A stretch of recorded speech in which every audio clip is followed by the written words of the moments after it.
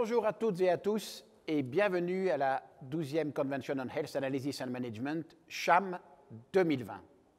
Tout d'abord, un petit clin d'œil au Mont Blanc, à ses glaciers, ses aiguilles et à l'Arve, en espérant que nous pourrons nous retrouver l'an prochain, en 2021, en ces lieux que nous connaissons depuis 11 ans, puisque cette année nous sommes à Paris.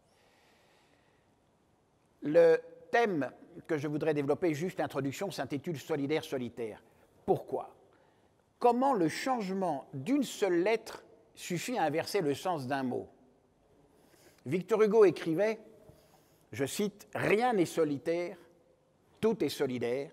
L'homme est solidaire avec la planète est solidaire avec le soleil avec l'étoile avec la nébuleuse, et la nébuleuse est solidaire avec l'infini. » Mais qu'est-ce qu'est réellement cette solidarité? Ce n'est ni la charité, se prendre soin, la caritas, qui donnera en anglais le care, ni l'altruisme, ni la générosité. La solidarité est un devoir social, une obligation de groupe faite d'assistance et de collaboration réciproque entre les individus d'une communauté grâce aux liens qui les unit. Fondée à l'origine sur le sang et la parenté, la famille, le clan, la tribu, elle s'est étendue à d'autres modes d'affiliation, les compagnons, les membres d'une confrérie, d'un ordre, d'un syndicat ou d'une association. La solidarité se traduit aussi dans la commune, la communauté de communes, le canton, le département, la région, la nation et l'Europe. La santé est un des champs d'application prioritaires de cette solidarité entre bien portants et malades, riches et pauvres, jeunes et vieux. Elle est à ce titre l'un des 6 principes de la Charte des droits fondamentaux de l'Union européenne.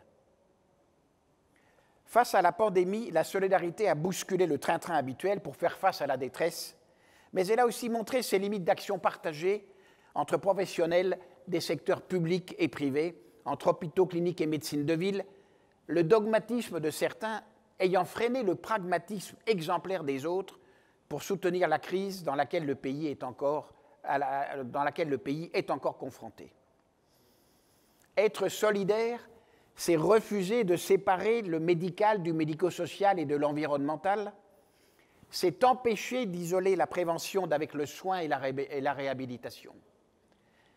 Être solidaire, c'est en finir avec les vieux poncifs colportés par ceux qui voudraient extraire l'hôpital public de l'économie du monde, en rêvant de le financer à part. Mais que je sache, l'argent public n'existe pas.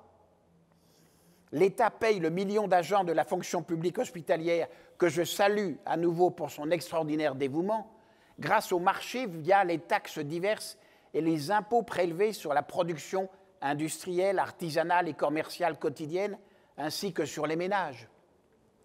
La République vit donc par et dans l'économie du monde pour financer ses missions régaliennes dans le cadre d'un contrat social, d'une solidarité payée par l'impôt, afin d'agir au service de tous.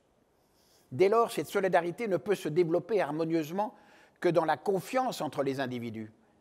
Vouloir opposer les 2 secteurs d'activité sanitaire, publique et privée, est une attitude indigne qui ne sert personne, surtout pas les malades. Nous devons laisser aux acteurs de terrain la liberté de faire leur métier ensemble, nous affranchir du carcan administratif qui parfois enferme les professionnels dans une précaution tatillonne et un immobilisme délétère. Abolir les règlements qui freinent l'innovation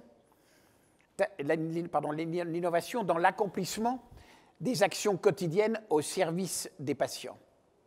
Agir, réguler et surtout simplifier, comme l'a dit le Premier ministre, de manière fluide, tout en gardant en ligne de mire le temps long du but à atteindre.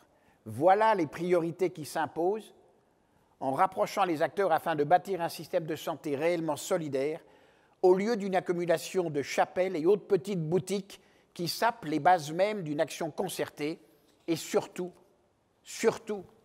pensons d'emblée européens, décidés à œuvrer ensemble au mieux-être des populations de notre vieux continent qui se cherche encore dans le chaos du monde. La solidarité, le plus beau des mots lorsqu'il est vécu par chacun pour tous et par tous pour chacun.